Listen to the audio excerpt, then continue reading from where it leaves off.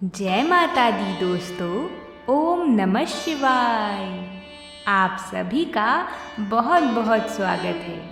आज हम सभी लोग ज्येष्ठ पूर्णिमा की व्रत कथा सुनेंगे, जिसे वट पूर्णिमा का व्रत भी कहा जाता है। वट पूर्णिमा का व्रत सौभाग्य, सुख, धन, पति की दीर्घायु के लिए किया जाता है।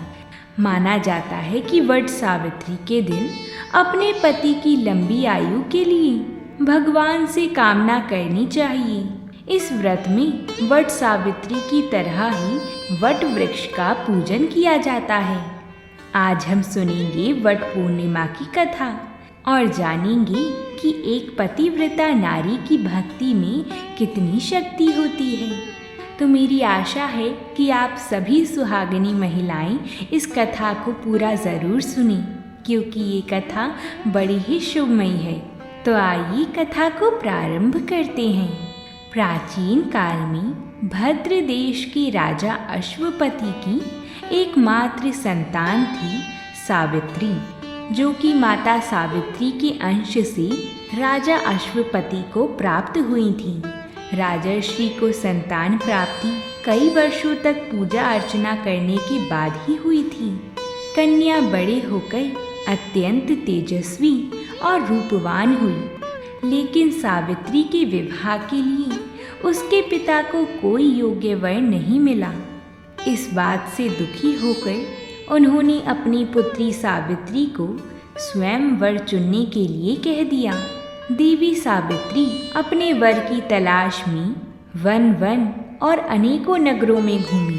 एक दिन तपोवन में भटकते हुए सावित्री की भेंट साल्व देश के राजा धुम्तसेन के पुत्र सत्यवान से हुई। राजा धुम्तसेन अपने पुत्र सत्यवान के साथ वन में ही निवास करते थे, क्योंकि उनका राज्य शत्रुओं ने छीन लिया था। सत्यवान को देखकर सावित्री ने मन ही मन में उनको अपने पति रूप में चुन लिया था। जब उन्होंने अपने चुने हुए वर के बारे में अपने पिता और नारद जी को बताया, तब नारद जी ने अपनी शक्तियों द्वारा सत्यवान की अल्प आयु के बारे में पता कर लिया और उन्होंने राजा अश्वपति को कहा, हे राजन, यह क्या कर रही हैं आप? सत्यवान गुणवान है, धर्मात्मा है और बलवान भी है, पर उसकी आयु बहुत छोटी है। वह अल्प आयु है, 1 वर्ष के बाद उसकी मृत्यु हो जाएगी। आप अपनी पुत्री को कहिए कि कोई और वर चुन ले। तब राजा अश्वपति ने सावित्री को कहा, पुत्री, तुम कोई और वर चुन लो। परंतु सावित्री अपने निर्णय पे अटल रही। उन्होंने कहा, पिताश्री, मैंने सत्यवान को अपने पति रूप में चुन लिया है और पति का चुनाव केवल एक ही बार होता है। इसलिए अब चाहे सत्यवान अल्प आयु हो या दीर्घायु, मैं उनके सिवा और किसी से विवाह नहीं करना चाहती। सावित्री का दृढ़ निश्चय देखकर नारद मुनि जी ने विवाह करने की आज्ञा दी। आखिरकार राजा अश्वपति ने सावित्री का विवाह सत्यवान से करवा दिया। विवाह के पश्चात वह राज्य वैभव छोड़कर वन में अपने पति और सास ससुर के साथ रहने लगी और अपने पूरे परिवार की सेवा करने लगी। लेकिन सत्यवान की मृत्यु का समय निकट आ रहा था और इस चिंता में सावित्री अधीर होने लगी। सावित्री ने अपने पति की दीर्घायु के लिए उपवास रखना शुरू कर दिया। साथ ही उन्होंने नारद मुनि द्वारा कथित निश्चित तिथि पर पितरों का पूजन भी किया। जिस दिन सत्यवान का आखिरी दिन था, उस दिन वह लकड़ियां काटने जंगल गई। तब सास ससुर से आज्ञा पाकर सावित्री भी सत्यवान के साथ जंगल की ओर उनके पीछे चली गई।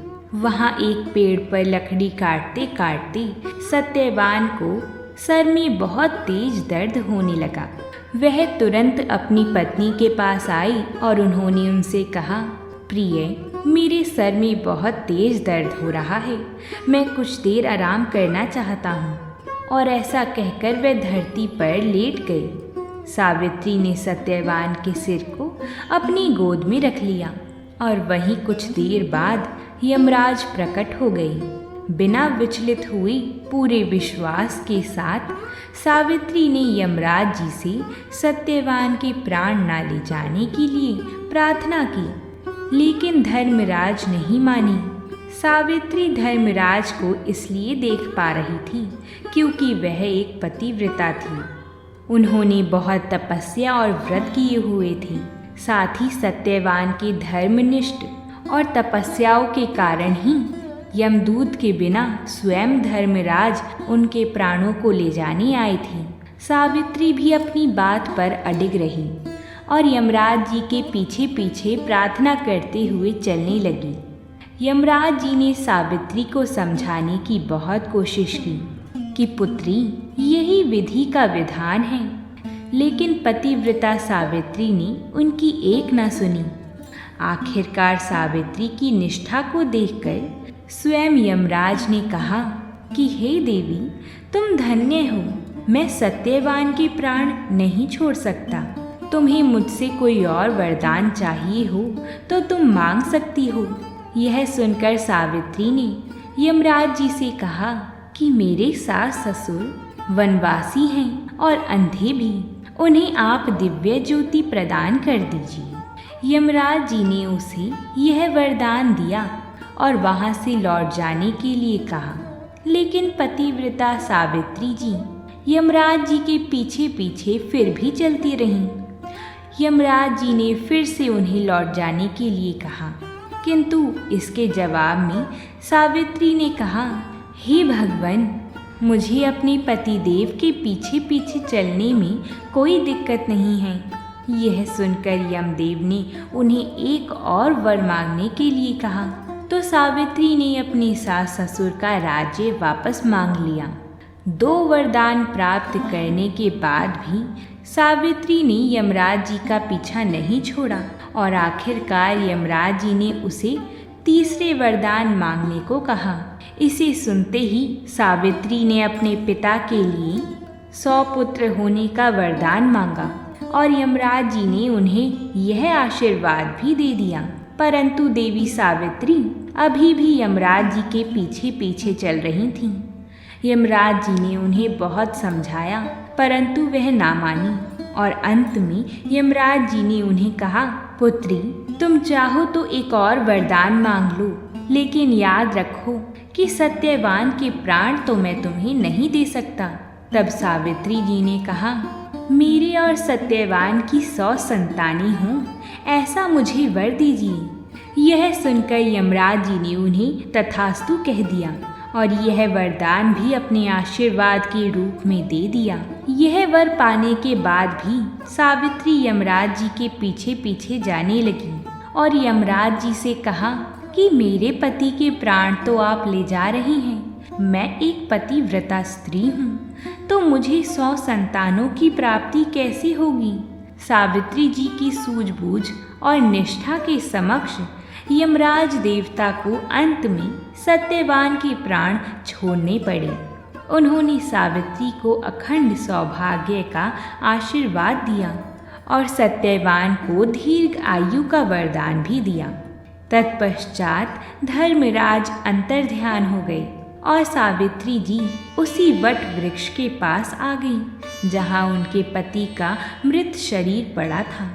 प्राणदान के बाद सत्यवान जीवित हो गए और दोनों खुशी खुशी अपने राज्य की ओर चल पड़ी। इस प्रकार सावित्री और सत्यवान चिरकाल तक राज्य सुख भोगते रहे। इस दिन सभी सुहागिन महिलाओं को लक्ष्मी नारायण जी की पूजा के साथ साथ अपने पति की लंबी आयु के लिए वट वृक्ष की उपासना करनी चाहिए। अगर आप सभी महिलाओं को हमारी कथा पसंद आई हो तो वीडियो को लाइक ज़रूर करें, साथ ही हमारे चैनल को सब्सक्राइब भी करें ताकि हम आप सभी के लिए ऐसी ही व्रतों से जुड़ी कथाएं लाते रहें। प्रेम से बोलिए जय माता दी।